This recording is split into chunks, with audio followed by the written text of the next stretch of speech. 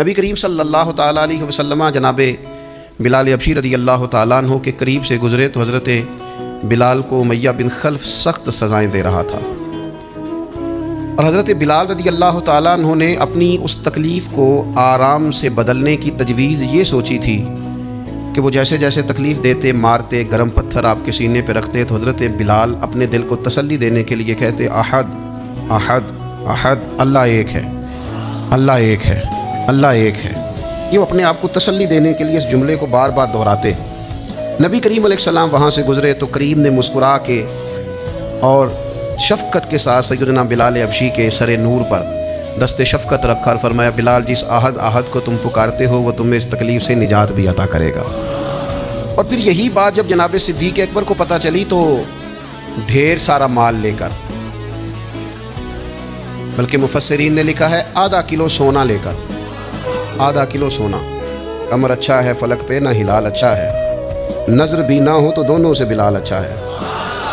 کم و بیش آدھا کلو سونا لے کر حضرت بلال کو خریدنے گئے اور پھر خرید لائے۔ اور صرف حضرت بلال کو نہیں خریدا، جناب عامر بن فہیرہ کو بھی خریدا، حضرت زنیرہ کو بھی خریدا۔ بہت سارے ایسے لوگ جو کفر کے نرگے میں تھے اور مسلمان تھے اور تکلیف دی جاتی تھی اور ستائے جاتے تھے، حضرت ابوبکر صدیق نے ان کو خریدا۔ اب اس زمانے میں، اس ماحول میں جب ہر چیز پیسوں میں تلتی تھی، لوگوں کے اندر اخلاص کا ڈھونڈنا اور اللہ کی رضا کے لیے کسی کی مدد کرنا یہ کچھ مشکل سا اور بے موسمہ سا پھل تھا۔ تو حضرت بلال کو اتنے مہنگے داموں میں سیدنا ابوبکر صدیق نے خرید لیا تو لوگ چم گنیاں کرنے لگے، کہنے لگے یہ ویسے عجیب بات ہے، یہ ویسے ہوتا نہیں،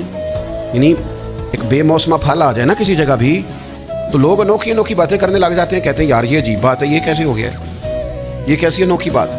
یہ کیسے ممکن ہے، یہ ہو نہیں سکتا۔ یعنی سارے بندے جھوٹ بول رہے ہوں تو ایک سچ بولے تو انوکھا سا لگتا ہے ذرا۔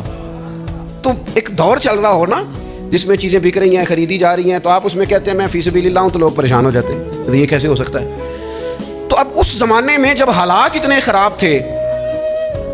کہ لوگ ایک ایک دینار کے لیے گلے کاٹ دیتے تھے، وہاں ایک غلام کو اور حبشی غلام کو اور سیاہ فام غلام کو اتنے مہنگے داموں میں خریدنا کام بڑا مشکل تھا۔ اب جب مکے میں یہ بات پھیلی کہ یہ کام حضرت صدیق اکبر نے کیا ہے تو پھر لوگ پتہ کیا کرتے ہیں، کوئی بات نہ ملے تو کوئی بات بنا لیتے ہیں۔ لوگوں کو عادت ہوتی ہے، مخلوق تو فنکار ہے اس درجہ کے پل بھر میں، سنگے در کعبہ سے بھی اسنام تراشے، تم کون ہو، تم کون ہو، کیا چیز ہے داغ کبابی۔ لوگوں نے تو جناب مریم پہ بھی الزام تراشے، بات نہ ملے تو لوگ بات بنا لیتے ہیں۔ بات گھڑنا کو مشکل کام ہے، اتنی سونی گھڑتے ہیں کہ لگتا ہے کہ یہ جھوٹ ہے ہی نہیں، سچ ہے۔ انہوں نے بات گھڑ لی، طے کر لی، کہنے لگے وہ ایسے نہیں ابو بکر نے خریدا،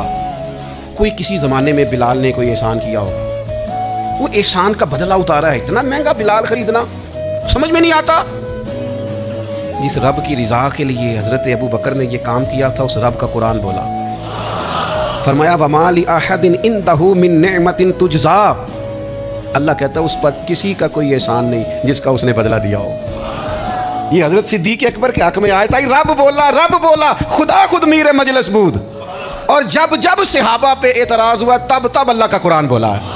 وَمَا لِأَحَدٍ عِندَهُ مِن نِعْمَةٍ تُجْزَىٰ، اور میں اس کا کوئی احسان نہیں۔ کون کہہ رہا ہے؟ حضرت صدیق کے والد نہیں بولے، بھائی نہیں بولے، بیٹیاں نہیں، او قربان جاؤں نبی کریم نہیں بولے، رب بولا۔ فرمایا اس کا اس پر کوئی احسان نہیں جس کا بدلہ دیا ہو، فرمایا وہ تو صرف اپنے رب کی رضا چاہتا ہے۔ ابو بکر تو ڈھونڈتے پھرتے ہیں کہیں رب رسول راضی ہو جائیں، یہ سونا کیا ہے، یہ مال کیا ہے، یہ گھر کیا ہے، چاندی کیا ہے، وہ تو میں تو تیری تلاش میں پھرا جنگل پہاڑ اور دشت میں، تینوں لب دیاں آپ گواچے، سانو اپنی خبر نہیں کوئی، وہ تو اللہ کی رضا تلاش کر رہا ہے، تو مالک پھر ملے گا کیا؟ فرمایا والا سوف یرضا، بڑی جلدی رب راضی بھی ہو جائے گا ابو بکر سے۔ رب کا وعدہ ہے کہ رب جناب صدیق اکبر سے راضی بھی ہو جائے گا۔